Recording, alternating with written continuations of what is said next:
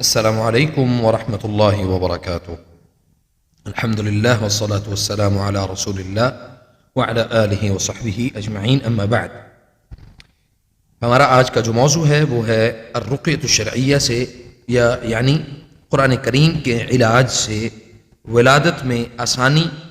اور یعنی تسہیل الولادہ او عسر الولادہ، یعنی اولاد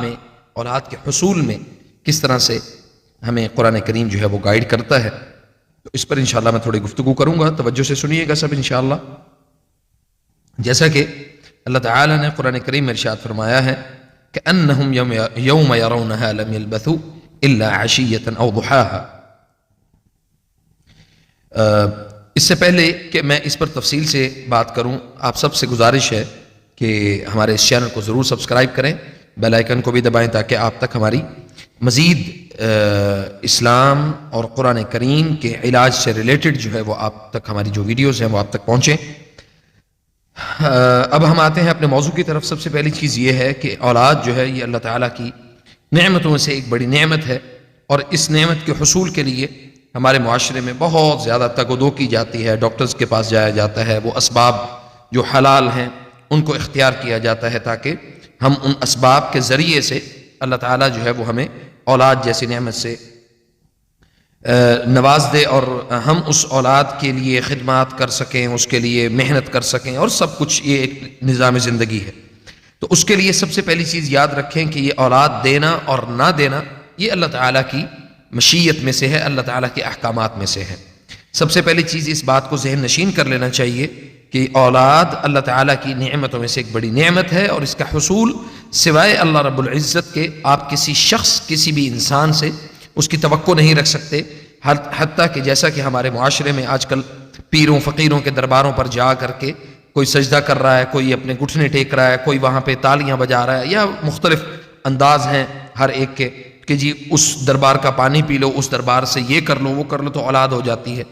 حالانکہ اس کے پیچھے بھی ان کا عقیدہ یہی ہوتا ہے کہ اولاد دینے والا اللہ تعالیٰ ہے، لیکن یہ والے اسباب جو ہے یہ ہمیں اختیار کر لینے چاہیے۔ یہ بالکل بھی جائز اور درست نہیں ہے، جیسا کہ اللہ رب العزت نے قرآن کریم میں ارشاد فرمایا ہے ان الشرک لظلم عظیم، یہ جو شرک ہے یہ بہت بڑا ظلم ہے۔ اور اللہ تعالیٰ نے قرآن کریم میں دوسری جگہ پر ارشاد فرمایا کہ جو مشرک ہے اس کو فلا تقربوا المسجد، اس کو یعنی مشرک کو تم اپنی مساجد کے یعنی میرے گھروں کے قریب مت آنے دو، اس لیے کہ جو شخص خالصا لوجہ اللہ تعالیٰ کے لیے عبادت کرتا ہے وہ کسی اور کو اللہ کے ساتھ شریک نہیں کر سکتا، اس لیے اللہ تعالیٰ نے ایسے لوگوں کو منع فرمایا ہے کہ وہ اللہ کے گھروں کی طرف رخ کریں الا کہ وہ توبہ کر لیں۔ اب دوسرا مرحلہ یہ ہے کہ اکثر ہمارے جو رشتہ دار، ہماری بیٹے بیٹیاں، ہمارے بچے جوان، جب جن کی شادیاں ہوتی ہیں تو شادیوں کے بعد، شادیوں کا تو ہمیں پتہ ہے کہ شادی ہو گئی اور ہسبینڈ وائف کا جو جمع ہے وہ بھی ہوگا، لیکن اس کے لیے جو قرآن کریم اور سنت رسول صلی اللہ علیہ وسلم کے اسلوب اور طریقے کے مطابق جو جمع ہے اس کو اختیار نہیں کیا جاتا۔ اب اس کا طریقہ یہ ہے، اس کے لیے سب سے اہم جو چیز ہے وہ ہے قبل الجمع، یعنی جمع سے پہلے میاں بیوی کو ایک دعا جو ہے وہ پڑھنی چاہیے، جس دعا کے متعلق ہمارے خاص طور پہ نو بیاہتا یعنی نئے شادی شدہ جوڑوں کو پتہ ہی نہیں ہوتا۔ اب وہ دعا یہ ہے کہ سب سے پہلی چیز تو یہ ہے کہ جب شادی کی رات یعنی پہلی رات جب ہسبینڈ وائف ایک دوسرے کے قریب جائیں تو خامن جو ہے وہ اپنی بیوی کے بال پکڑ کے اللہ تعالیٰ سے یہ دعا کرے کہ اللہم انی اسألک من خیرہا، یا اللہ میں اس پر تجھ سے خیر کا سوال کرتا ہوں، اور پھر اسی طرح وَأَعُوذُ بِكَ مِن شَرِّهَا، یا اللہ اس کے شر سے میں تیری پناہ میں آتا ہوں۔ تو یہ ایک پوری دعا ہے۔ پھر اس کے ساتھ جب جماع سے پہلے میاں بیوی کو یہ دعا بھی پڑھنی چاہیے، اس دعا کو میں دہرائے دیتا ہوں، آپ اس کو اچھی طرح سے سن لیں۔ دعا یہ ہے بسم اللہ، پہلے آپ بسم اللہ پڑھیں گے، اس کے بعد اللہم جنبنا الشیطان وجنب الشیطان ما رزقتنا۔ جب آپ کو یہ دعا اچھی طرح یاد ہو جائے اور پھر آپ خود بھی پڑھیں، اپنی بیوی کو بھی پڑھائیں، اس کے بعد یہ ہے اگلا مرحلہ کہ اللہ تعالیٰ سے رب هب لي من الصالحین، ربنا هب لنا من ازواجنا وذریاتنا قرۃ اعین وجعلنا للمتقین اماما، یہ والی دعا بھی آپ ساتھ ساتھ خود بھی پڑھیں، اپنی یعنی بیوی کو بھی پڑھائیں، یعنی جماع کے دوران نہیں پڑھنی، جماع کے بعد پڑھیں، تاکہ جو ہے وہ اللہ تعالیٰ جو ہے وہ آپ کو ایک نیک اور صالح اولاد جو ہے وہ آپ کو عطا کرے۔ اس دوران جو ہے وہ آپ کو یہ دعا بھی پڑھنی ہے، اور ساتھ اس کے بعد یعنی اللہ تعالیٰ سے اپنے لیے دعا بھی کرنی ہے کہ یا رب مجھے نیک اور صالح اولاد عطا فرما۔ اب بعض لوگوں کی یعنی بعض خواتین کے ہاں 18 کا ایک مسئلہ ہوتا ہے۔ وہ 18 کا مسئلہ اس طرح سے ہوتا ہے کہ ان کے پیرنٹس یعنی اس کی والدہ یا اس کی نانی یا اس کے پیچھے جو بیک گراؤنڈ میں بیک اینڈ پہ جو ان کی خواتین ہوتی ہیں بزرگ، ان میں سے کسی کو 18 کا کوئی مسئلہ ہو تو یہ وراثتی طور پہ آگے منتقل ہوتا ہے۔ اور اگر آپ کو لگے کہ آپ کے ساتھ 18 کا مسئلہ ہے، اب چونکہ 18 بھی جو ہے وہ 2 قسم کا ہوتا ہے۔ ایک 18 ہوتا ہے جناتی، کہ جس میں شیاطین رحم میں داخل ہو کے جو مادہ منویہ یعنی منی کے جو سپرمز ہوتے ہیں ان کو کھا جاتے ہیں، یا پھر خواتین کے جو ایگز ہوتے ہیں ان کو ڈیمیج کر دیتے ہیں۔ جب وہ دونوں آپس میں مل نہیں پاتے تو اولاد کے ہونے میں رکاوٹ جو ہے وہ بڑھتی جاتی ہے، حتیٰ کہ جب تک آپ اس کا پھر باقاعدہ طور پہ علاج نہیں کر لیتے اس پر سبحان اللہ معاملے میں آسانی نہیں آتی۔ اور اسی طرح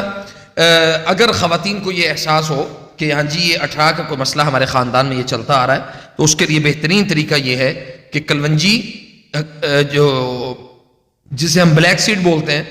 کالی یعنی کالے دانے، نبی صلی اللہ علیہ وسلم نے فرمایا کہ فیہ شفاء الا السام، اس میں شفا ہے سوائے موت کے۔ صحابہ نے پوچھا یا رسول اللہ سام کسے کہتے ہیں؟ تو فرمایا کہ سام جو ہے یہ موت کو کہا جاتا ہے۔ تو اس پر یاد رکھیں کہ نبی صلی اللہ علیہ وسلم نے کلونجی کے متعلق سوائے موت کے ہر بیماری کی اس میں علاج کو چھپا دیا ہے۔ اسی طرح اس میں آپ نے دوسرا جو علاج ہے وہ یہ ہے کہ اس پر اللہ تعالیٰ نے آپ کے لیے ایک اور چیز متعین کی ہے جس میں بہت مفید الحمدللہ وہ ثابت ہوئی، وہ ہے کالی مرچ اور اجوائن۔ کالی مرچ، کلونجی اور اجوائن، یہ 3 چیزیں جو ہیں یہ آپ کو برابر مقدار میں 2-2 چمچ لے کے اس کو پیس لینا ہے، اور خواتین جو ہیں وہ اس چیز کو صبح و شام، فجر اور عشاء کے بعد ایک چٹکی جو ہے وہ دم والے پانی کے ساتھ، یعنی دم کیا ہوا پانی، وہ بھی میں ابھی بتاتا ہوں انشاءاللہ، تو اس کے ساتھ وہ چٹکی آپ نے کھا لینی ہے۔ اور کوشش کریں کہ جب اگر رات کو استعمال کریں تو جماعت سے قبل جو ہے وہ اس چٹکی کا آپ استعمال کر سکتے ہیں۔ اسی طرح جو اس پر الحمدللہ میرا مجرب ہے، میرا تجربہ ہے اس چیز پر کہ سورۃ الشمس جو ہے وہ اس میں بہت اللہ تعالیٰ نے خیر رکھی ہے۔ تو آپ اس میں کیا کریں گے کہ سورۃ الشمس کو پورے مہینے کے لیے ترتیب دے دیں۔ وہ ترتیب دینے کا طریقہ یہ ہے کہ پہلا ہفتہ، دوسرا، تیسرا اور چوتھا، پہلے ہفتے میں روزانہ 7 مرتبہ اس کو پڑھیں، دوسرے ہفتے میں 5 مرتبہ روزانہ پورے دن میں پڑھیں، اور تیسرے ہفتے میں 3 مرتبہ روزانہ پڑھیں، اور چوتھے ہفتے میں 1 مرتبہ پڑھیں۔ یا پھر آپ